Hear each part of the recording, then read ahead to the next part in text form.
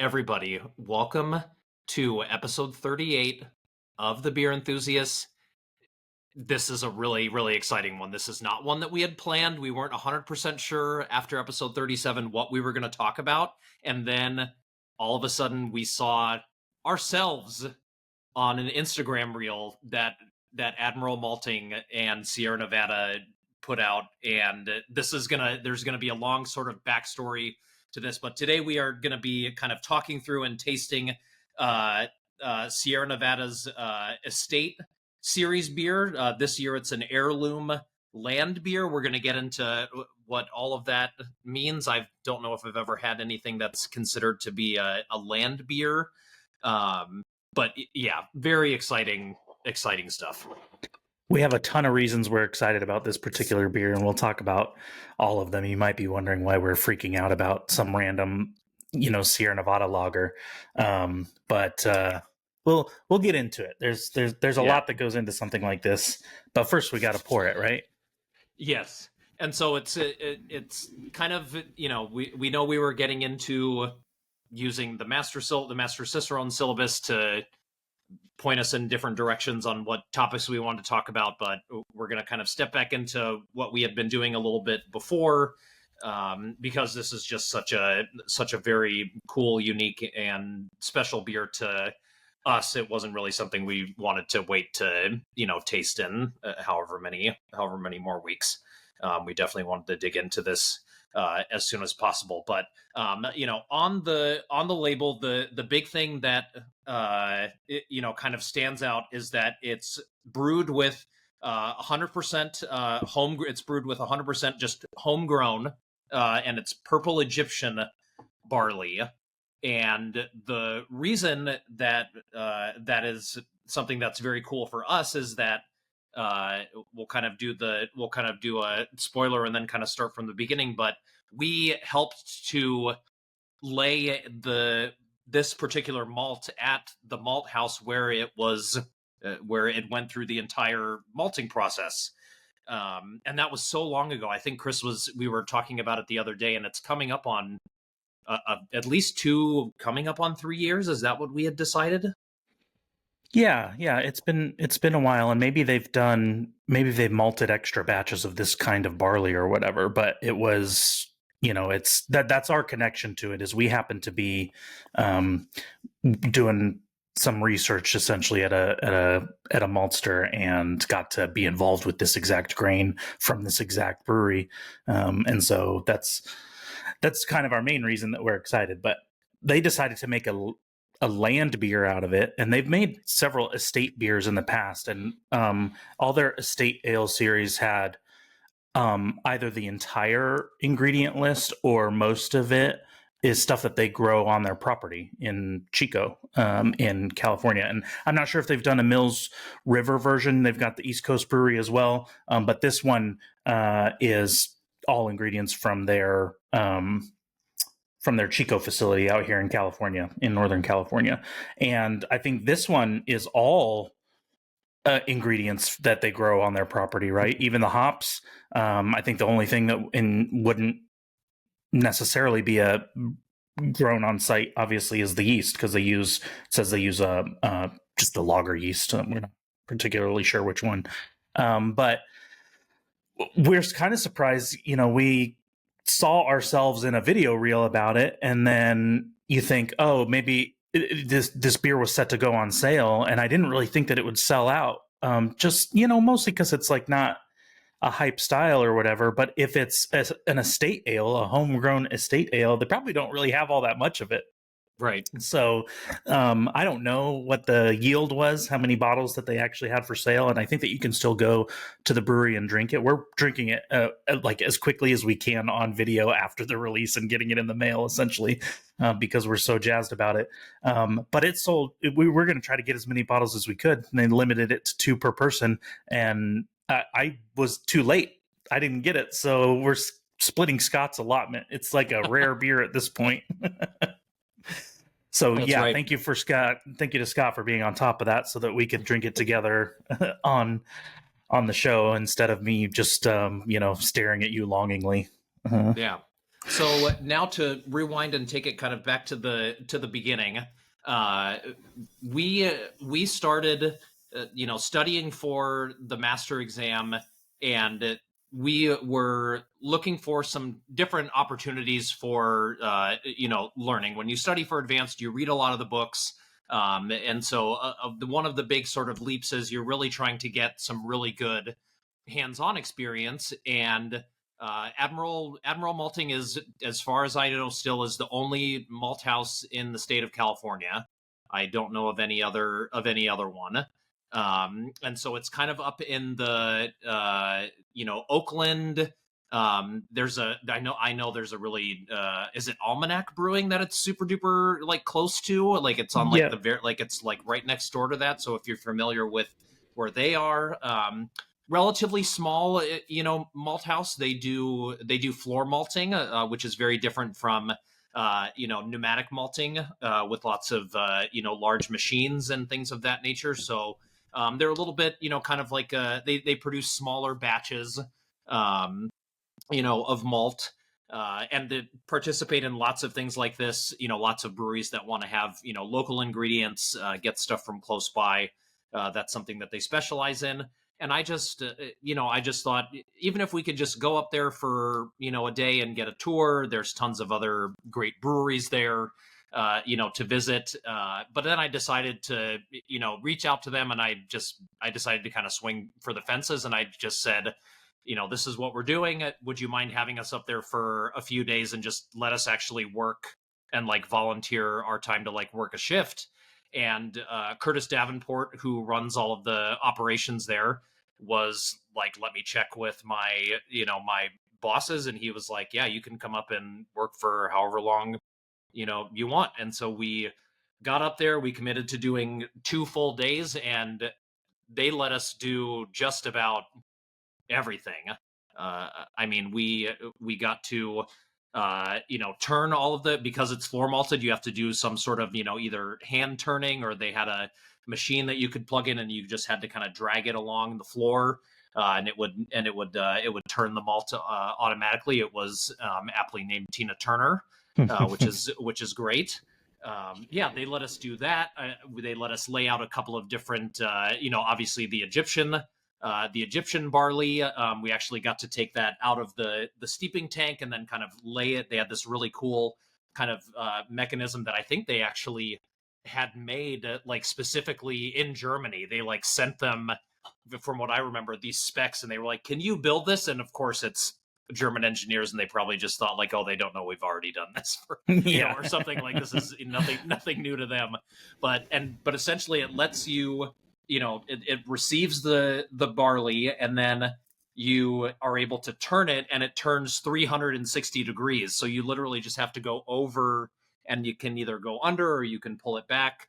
Yeah, it looks like it looks like a wheelbarrow rolling on 22s. It's like, yeah, it's got these giant wheels on the side of it. That's exactly right.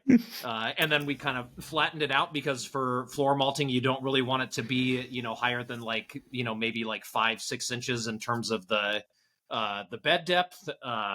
They once there was already, when we got there was already barley that had germinated, and so we helped them to kind of get that into this conveyor belt that brought it over to what we affectionately called the malt cannon. Chris, do you want to tell people about the malt cannon? Well, basically, it's this apparatus that unloads the malt into the kiln. But the trick is you need like a level bed, however deep it is in the kiln, in order for everything to kiln properly, or evenly rather. And so it's all conveyed up to this like cannon. It looks like a turret gun, and it just sprays the malt into the kiln, but it's like mobile, so you're like turning it to try to make sure you get every corner or whatever. And we had variable success at that. Our buddy Tim, who was helping us a lot, had to take over and fix our mistakes, because he was the one that had to unload the kiln later too. So he wants to make sure it's done right. But yeah, you're just shooting like hundreds of pounds of malt into this little box. It looks like little relative to the building, quite large box actually. And then it's quite fun. But that's the malt cannon. Yeah, and then from there, it's in the kiln. They didn't have us do anything in the kiln. It can get pretty hot in there, and I think they just wanted actual employees to do that. But then we got to put help get the bags ready. They have this really great like bagging apparatus, and we did our best. It was probably, I would say, the place where we were the least qualified. I mean, we had shoveled something before, so you can move barley around, but that bagging machine was something else. But it was also the first time I had ever been exposed to malt steeps. Just doing like hot steeps to kind of taste what malt is. If you just Google ASBC malt steeping, you'll quickly be able to find a PDF that kind of shows you how to do that. We got to participate in doing some malt cup judging this year, where that's basically everything that that happens. You're just steeping different kinds of malt, and we judged Pilsner malt. So that was a very cool and enlightening experience. And one of the last things we did, the second day that we were there, they said, we've got this barley that's coming in. It's just that came in. It's it's steeped, it's ready to go, and it's this Purple Egyptian, and it's for this Sierra Nevada beer. They were gonna have people come the next day to look at it and see how much they had, and all sorts of other kind of come visit and see how the process was going. And I don't know, I was excited about that for like, I don't know, a month, and then realized like, oh yeah, this beer's probably not coming out for a while. So, and clearly it didn't, but it's here. And so we obviously had to try it. We're kind of going a little bit back into the older format. We'll talk about what exactly is in the beer. We'll do some sensory, and then of course, for such a unique beer like this, it was kind of hard for us to really prepare any of our own pairings in terms of food. So we're just going to talk through that. Maybe you'll get to just kind of see what goes through our heads when we're presented with something that we're tasting for the first time, or if we're when we do oral exams with each other, if we ask each other just to taste a beer blind, not knowing the brand or the style, and just ask to kind of work with it and pair, maybe you'll get to see kind of what goes through our head when we do that. Yeah, you got yours poured up? Yeah. I still don't have Sierra Nevada glassware, which is a huge problem. I think that's... I do. Yeah, neither do I. Yeah. But, when in doubt, Willebecker. So that'll do the trick. Yeah. I just went tulip. Yeah. Very cool. Yeah, it's a beautiful beer. I mean, I poured mine several minutes ago, however long we've been, yammering for. I poured it pretty close to the beginning, and I haven't roused the foam at all. It's just staying there. So, Sierra Nevada, no stranger to well-constructed beer. That's not really that much of a surprise, but it is beautiful. It's kind of this quite clear, orange color? Kind of like this starting to kind of like a bronzed like orange. You hate to say kind of like gold that kind of looks like it's starting to oxidize a little bit, because you don't want to use that word, but that's kind of what of the color that it's giving off. Yeah, it doesn't look. You often use descriptors for color that sound dull, like rust or copper. And really, when we say that, this is a really beautiful orange. It doesn't look like it's dull. Right. So, but yeah, very, very exciting. It looks great. And should we talk about Landbier real quick, or should we just dive into sensory? And let's talk about Landbier. Yeah. So Landbier just means country beer, or beer of the land, and it's kind of in this class of German descriptors or styles that aren't really styles, to be honest. It just references, anything can be a land beer if it's brewed with local ingredients, essentially. And Sierra Nevada kind of qualifies that by describing it as an estate grown land beer, which is nice because it means they grew all the ingredients on their property.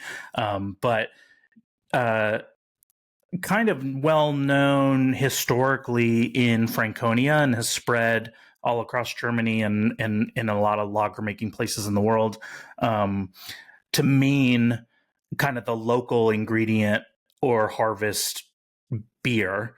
And for a variety of other like external and cultural reasons, the German version of that became whatever the local lager was. But when you see something like Keller beer or Landbier or Ungespundet, those are, we kind of think of them as styles now because a lot of what we know about them coalesces around a couple of different beers, but they're really not. They're either serving methods or descriptors of like the types of ingredients or whatever. But you could theoretically just make a saison that was brewed with local ingredients, which is pretty popular, and call it a land beer. You know, there's nothing regulating calling it a land beer.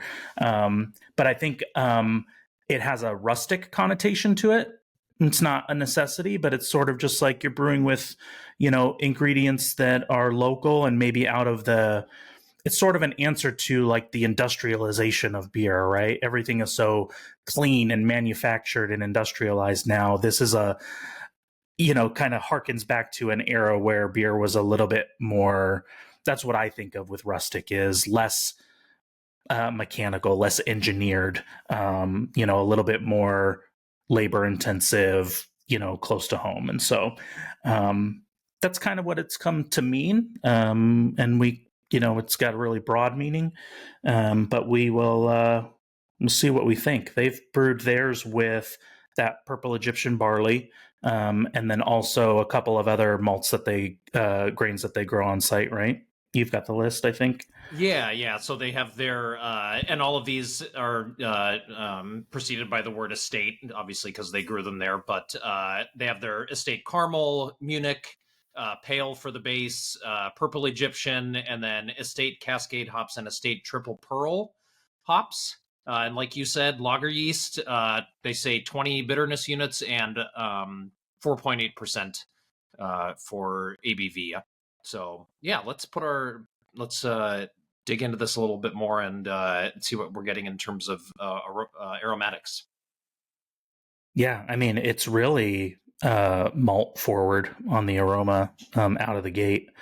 And actually, what surprised me first was you usually have to dig, I think, on the aroma for nuttiness, but that's what jumped out to me first, is kind of almost like a Brazil nut, or, you know, it's not quite as hearty as peanut or peanut shell. It's more, a little bit softer of a nuttiness. Yeah, I would say a softer, kind of like closer to like a more raw cashew or a macadamia, kind of like a lighter, lighter kind of untoasted. There's a little bit of a, kind of a little bit of like a warm kind of like honey that's you know, kind of been, you know, steeping in some sun tea. There's also again a little bit of kind of this like almost like not really orange marmalade. It's close to orange marmalade in that regard. Yeah, there's something ephemerally fruity about the aroma. I'm not sure if that's malt derived or hop derived, because you know they are using Cascade and Triple Pearl in this as well. Probably not like a ton of aroma hops, but no. But there's also kind of just like a multigrain cracker kind of thing going on. It doesn't really veer into like rye or super spicy. It's more like a neutral multigrain, like seeded cracker like the Norwegian crackers you can get at Trader Joe's or something like that, with like maybe a little bit of sesame in there. Yeah, really nice. I think sesame. Yeah, I think sesame is a good call too. Way fruitier on the palate. I just took a sip. Big time. Yeah, this is like now it's like a like orange, like a almost like a like steeped like orange peel. Again, it's like the sun tea, but now you have like some steeped orange peel that comes through there. Gosh, the honey jumps out too. Yeah, lots of Lots of orange. It's not the like super resinous bitter orange. It's like you made orange orange blossom tea with a little bit of honey. Maybe you have like a little bit of a like an orange soda. I don't want to cheapen the description by saying it's like a sweet mass manufactured product. I just mean it's not like pithy orange. It's like a little bit sweeter, but not verging onto candy or anything. It's just like a pleasant orange treat. I don't know. No, I think orange blossom. I think orange blossom is really is a really good one. I think orange blossom sun tea with a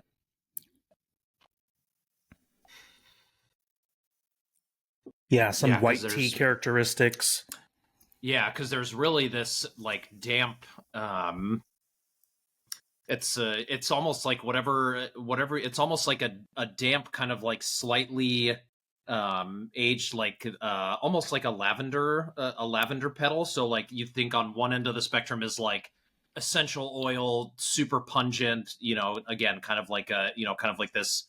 And almost like a essence of. And this is really like if you just really had some like picked lavender that's maybe on its on its last leg, but kind of there's not really ripeness to to flower petals or anything like that, but it's also not rotten yet. Maybe like a maybe kind of like a freshly almost like rained upon like lavender flower petal. Yeah, or just like edible flowers that you might put in a salad or garnish a dish, like nasturtium. That just has that fresher flower characteristic. It's not dried, it's not perfumey, it's not potpourri. It's much more like fresh meadow flowers, but concentrating on the orange-leaning characteristics of that. And now that it's starting to warm up, the nuttiness is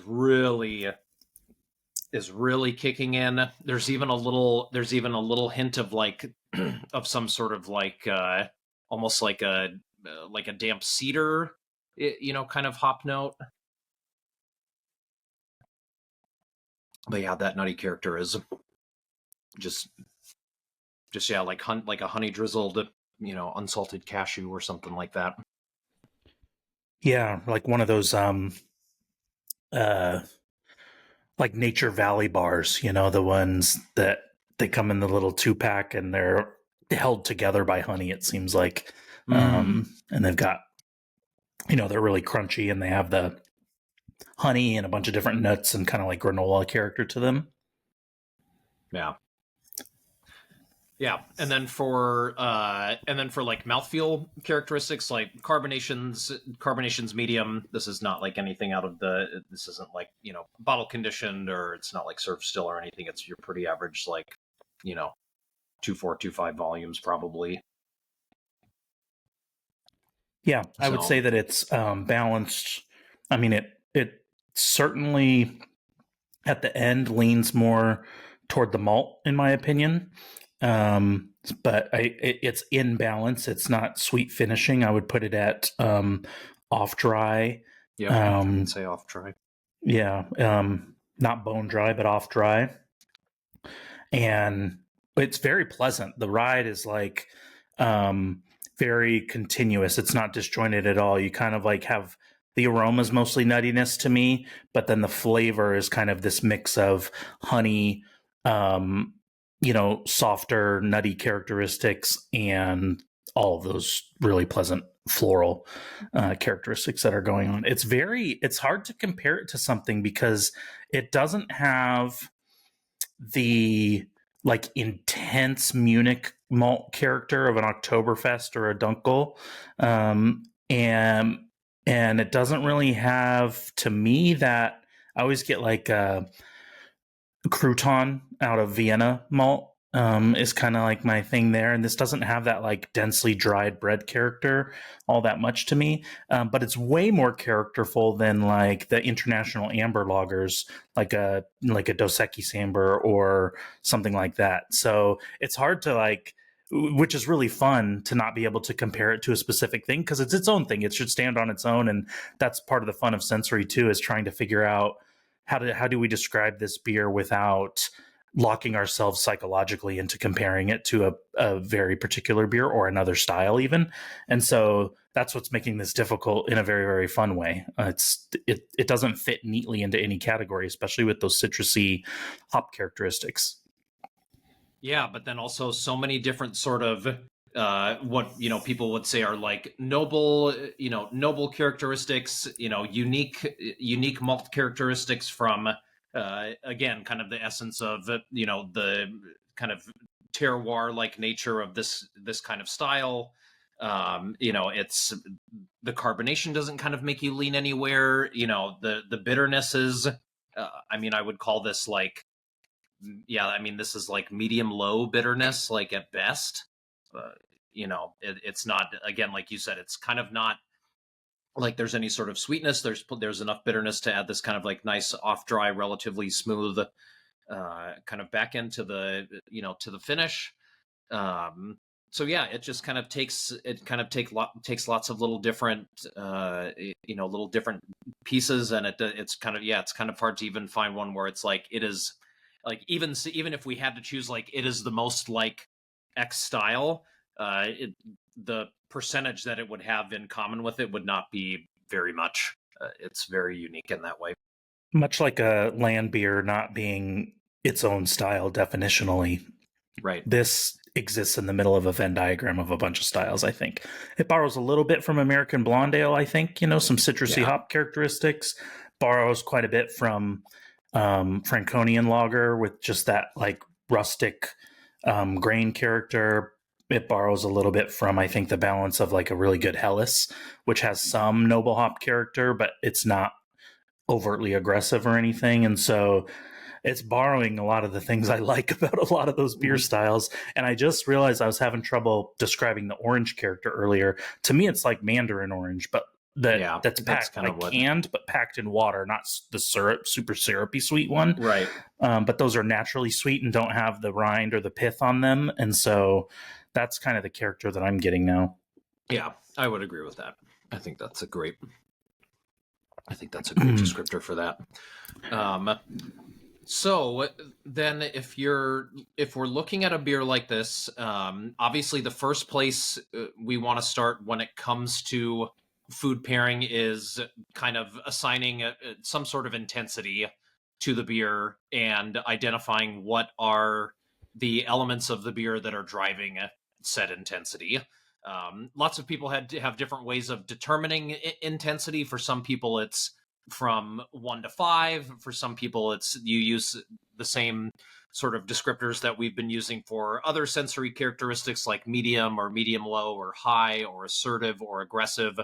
And I think with all of the styles in mind that you've kind of, said, kind of build that, the different parts of different styles that help to build this, I think this is like relatively firmly in like, I think medium light. If you have to pick one, you could maybe go like slightly above that and verge on medium intensity, but I would be pretty cautious to not go higher than that. Where would you put this? Yeah, I think everything considered in this beer together kind of puts it at about a medium intensity, trending to the lighter side of medium. And the reason that that's tricky is sometimes intensity is judged by the aggressivity of one or two characters, right? And so I think everything's coming together as a really solid medium here, and it all wraps in a nice medium blanket, but there's nothing spiky or that stands out about it that's going to counteract a medium plus intense dish. So I would want to stay medium to medium light on the intensity of a dish, generally speaking, too, because there's not one sledgehammer anywhere in this beer that's going to help you cut complement or contrast something that's really aggressive in a dish. And so that's what, I would think I would want to situate myself in medium to medium light, medium low intensity dish, and just not go too low, because this has a lot of good things going on for it too. So Yeah, and some examples of what Chris is talking about for styles that maybe, because I really like that that explanation of intensity. And so certain styles where you're going to have maybe just one or two things that are really going to still make a, because it's not just, well, it has six different things going on and that's what determines intensity. Because even though this has all of the things that we've been describing, one could easily argue that a slightly higher ABV Doppelbock is a more intense beer, but really that's just driven by a lot of intense malt character, and then maybe depending on the commercial example, you can throw in some alcohol warmth into the mix. Wee Heavy also comes to mind, malt forward, and then just lots of good mired sweetness and character. Another one could be like just level of assertive bitterness in like an American strong ale, like Stone Arrogant Bastard, where it's like there's one thing that makes it super intense, and that's something you have to take into account. And then there are beers like this where there is a plethora of things that all come together to give it the intensity that it brings. So then the things that are sort of bringing the intensity to this, for me, malt character is number one. This, whether we can attribute it to malt or hops, doesn't really matter all that much when it comes to pairing. You're really kind of caring about what flavors you're getting. But if sort of the mandarin orange and some of this kind of lighter cedar like character is coming from hops, we'll call that hop character. And then of course, like most beers, this has carbonation that's adding to part of its intensity.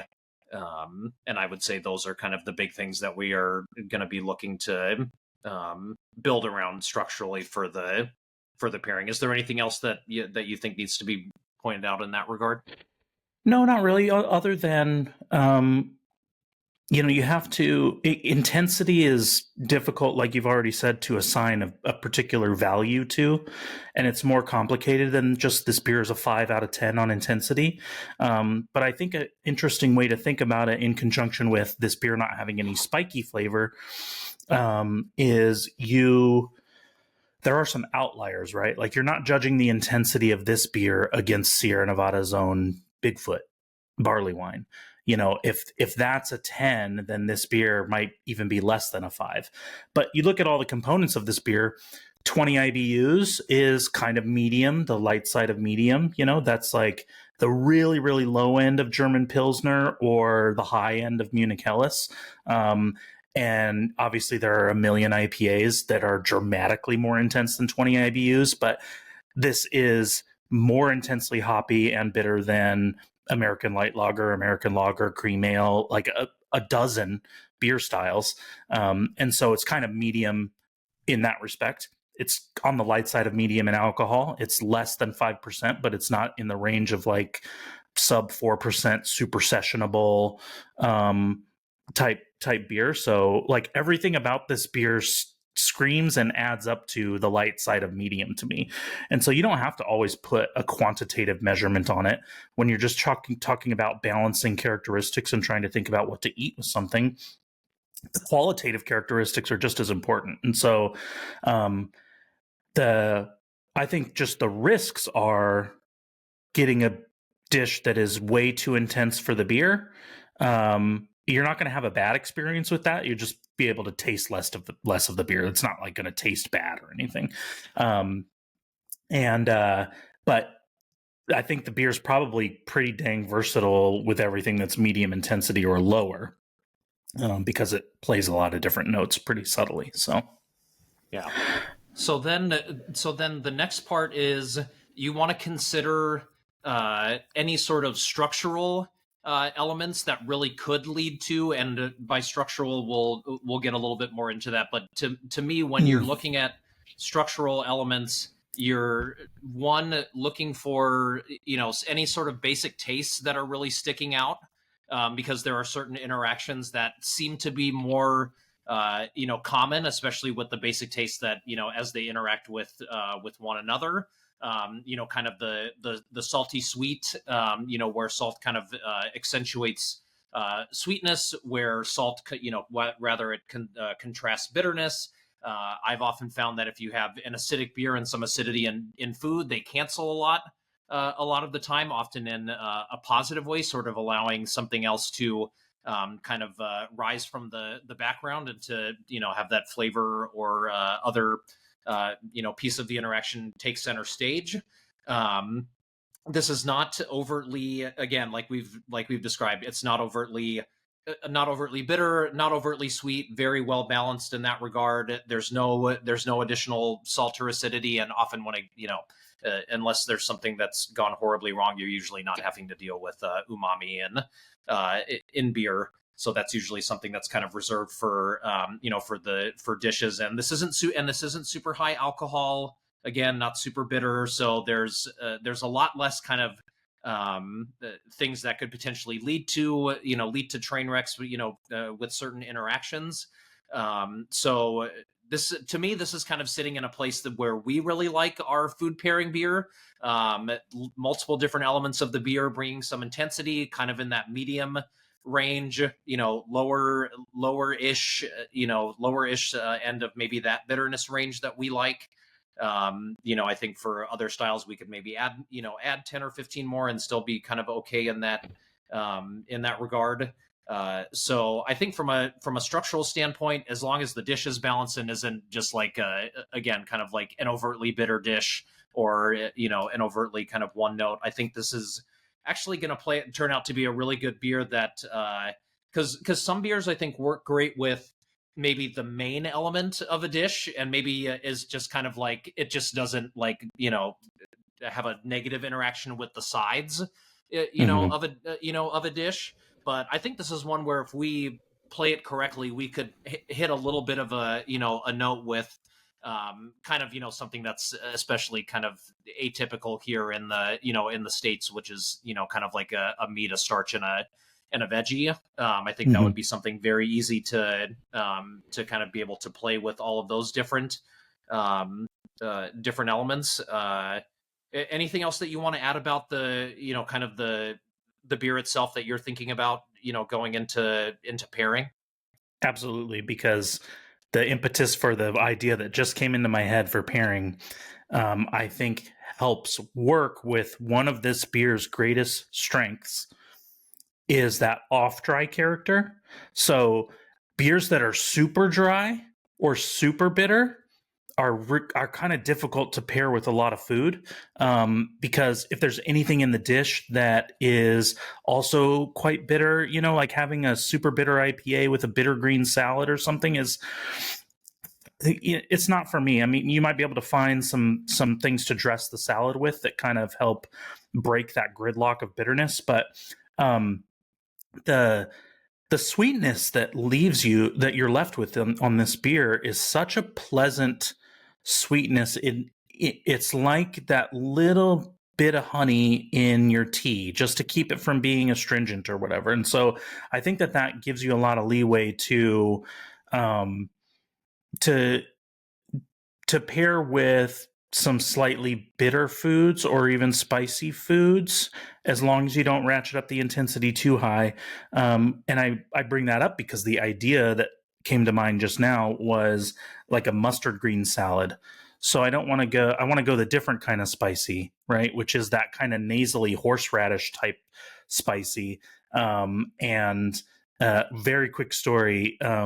My partner and I, when we used to grow a giant garden in Kentucky, we left for a little while for vacation and summer stuff and came back and all of our mustard greens were overgrown. But it's like, damn it, we grew these, so we're going to eat them. And so we harvested some of the mustard greens and made a salad one night. And it was so overgrown that the mustard greens were so spicy and so hard to eat. But we powered through, right? We're just like crying, eating this garden salad. You're like, we grew these. Yeah. But the spirit of garden salad, I think, is at home here. From the estate angle too, right? If you've got a good garden with some mustard greens or whatever greens you may be growing, and some mint, and I thought the beer, as I took my last sip, kind of had almost an orange mint character to it, and then some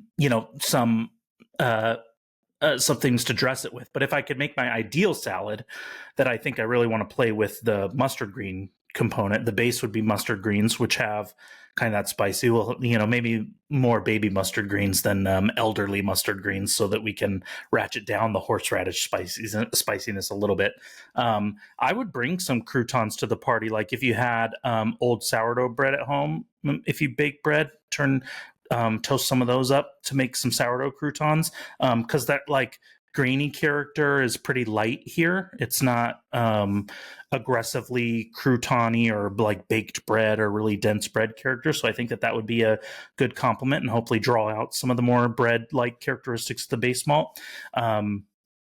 Obviously with so much orange character in the beer, that's going to be at home with most any kind of fruit vinaigrette that you choose. I would lean towards like an apple cider type vinaigrette, and so you've got your kind of apple orange fruit cup kind of thing going on as you pair those. But I bring all that up because I think that just off dry sweetness is going to be such a good contrast / tempering to the nasally horseradishy spiciness of mustard greens, which are not capsaicin spicy. It's that kind of spicy, like wasabi, and I think even some wasabi is just ground up mustard greens, essentially. And then, that was like the idea that jumped at me, and my vehicle for that was this such pleasant, lightly sweet character in the beer. Is anything kind of like hopping out at you immediately? Well, you've kind of got me. I had already kind of jumped to like more of like a main course, but I'll definitely want to try playing in the salad realm. Too, I think you can go. I think one of the other things you can kind of decide to do when you have certain elements of the beer that are very strong is that you can either choose to complement it, or with something that's in the dish that's equally as strong. Maybe not exactly the same, but at least a good complement to it. But if it is strong enough, then you might even want to have the beer just sort of act as that ingredient, and so then you would just remove it from the dish. So maybe doing something kind of like immediately I'm thinking like Chinese chicken salad.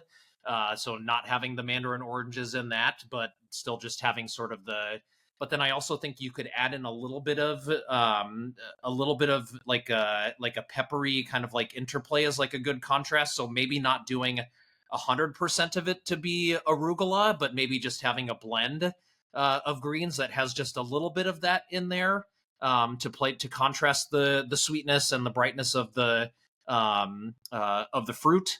And then I think the nice thing is having those crunchy strips. I know that's not I know that's not exactly called, isn't it called like, I think it's called like Meingon or something, like Meingon, I think is kind of the crispy like noodles.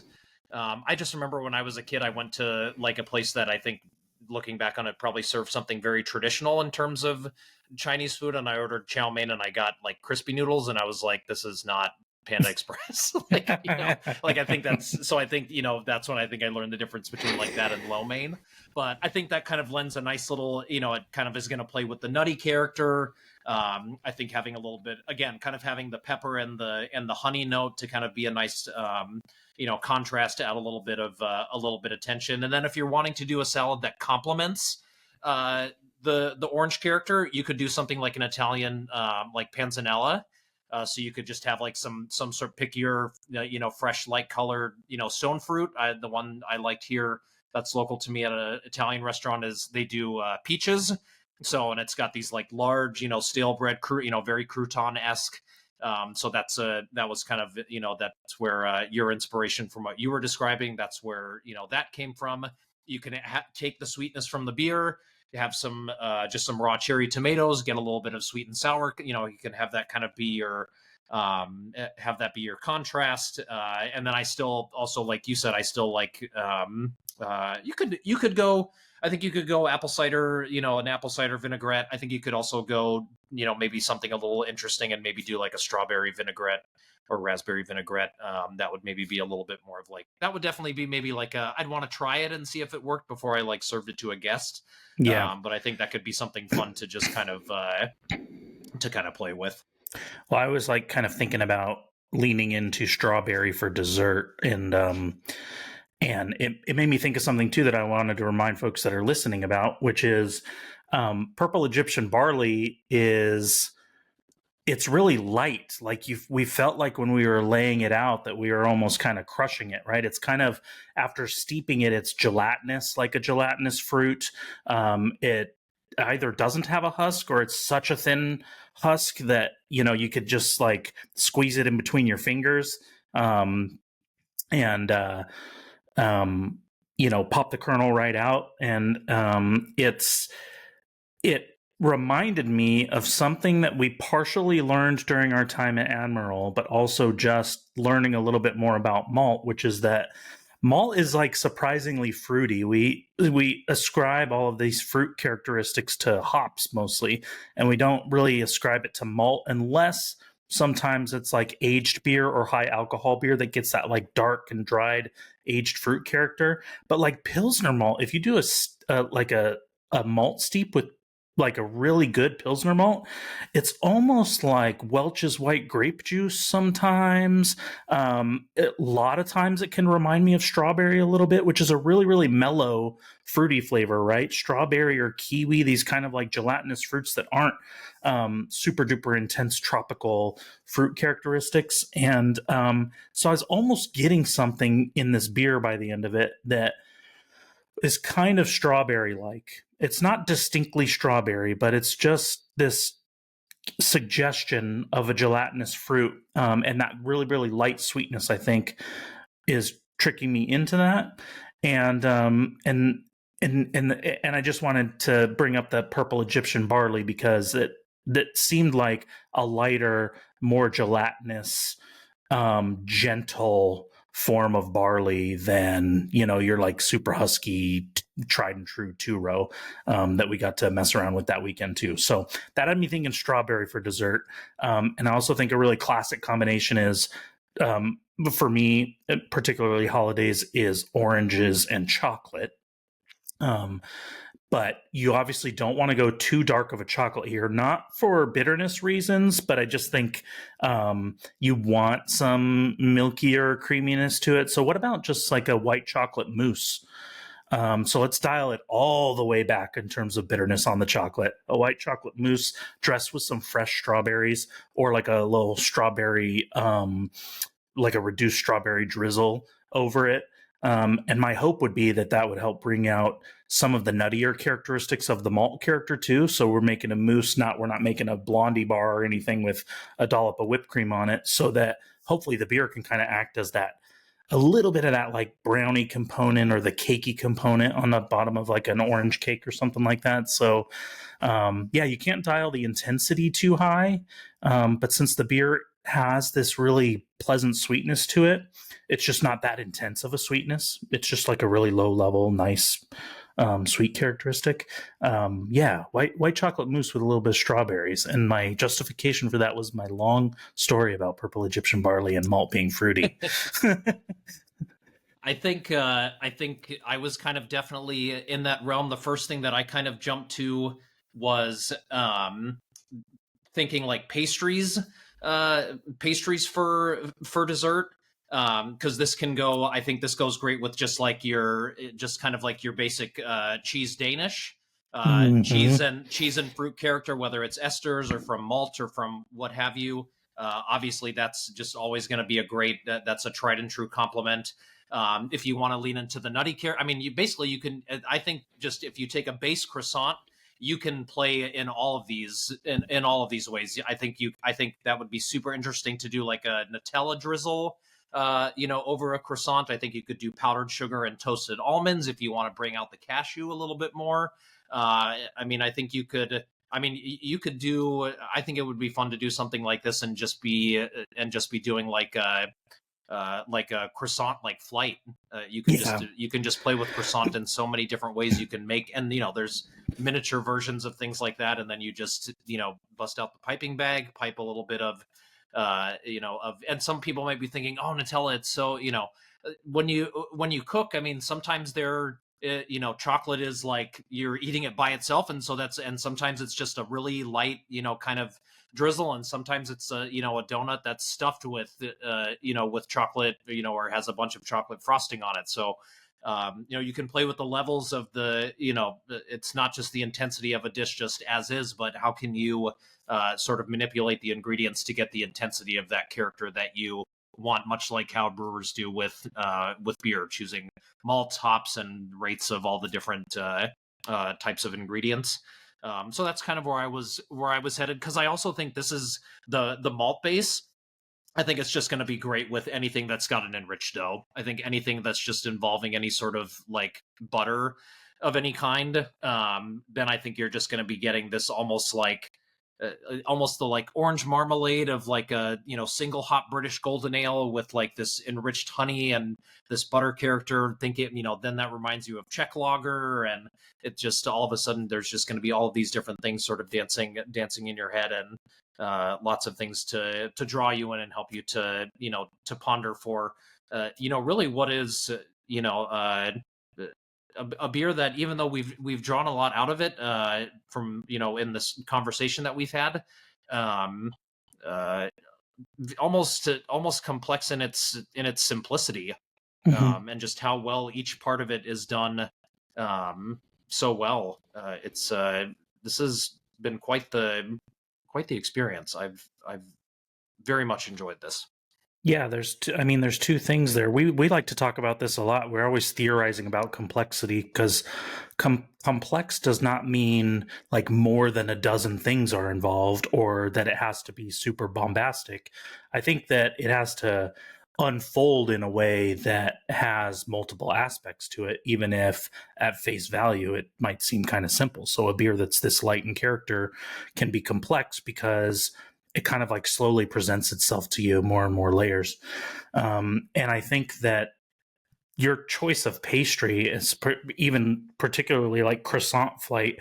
Croissant is such a good vehicle for that discussion too, because you can go like soup, like the most traditional, like chocolate, like pain au chocolat French croissant has the tiniest bit of chocolate in it, right? Like it's a big fluffy croissant that has all the lattice work of like a really, really artisanal croissant.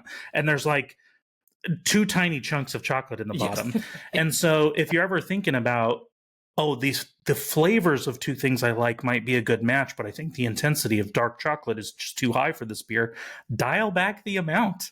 Like your croissant flight could have a little bit of almond paste, put into it, instead of it being one of those almond croissants that is just like overloaded with the almond butter and powdered sugar and like all kinds of things. And so the amount plays into the intensity too. But your most traditional croissants are complex in a similar way, right? They're just flour and butter, but there's so much work going into layering the layers of the croissant work itself, and you get the one where you see this cross section of, and it's like mostly air, and so all those pockets of air in there. If you have one of those, you feel like you could eat 20 of those croissants, because although they are somewhat rich in the sense that it's a lot of butter that went into it, they're so easy to eat that that's their, I don't know.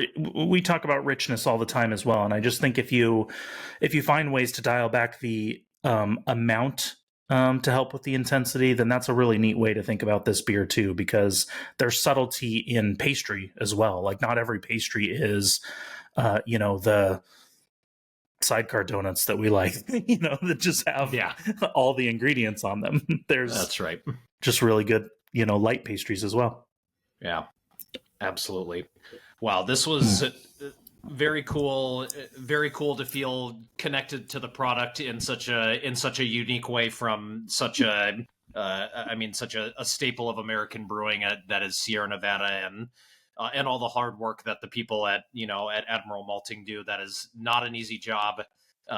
They are putting in hours and hours of really, really difficult manual labor to do things like this, and grateful to be a small part of this beer's journey. Yeah, to the bottle. Think about how jazzed we are about being part of this beer's journey just by being able to lay out the malt, and that's like 0.00001% of the work that went into this beer. So yeah, join us when you can in rewarding this type of beer production.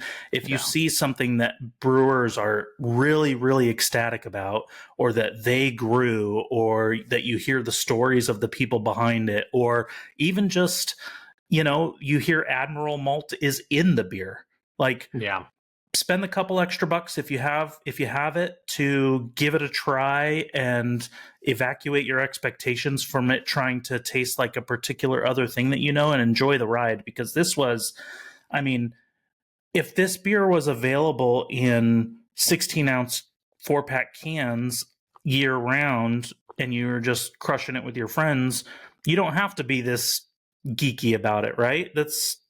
It could serve that purpose quite easily. But this was a ride because we really, there's so many stories and lives and work that went into this beer. It made it special, whether or not Scott and I were involved.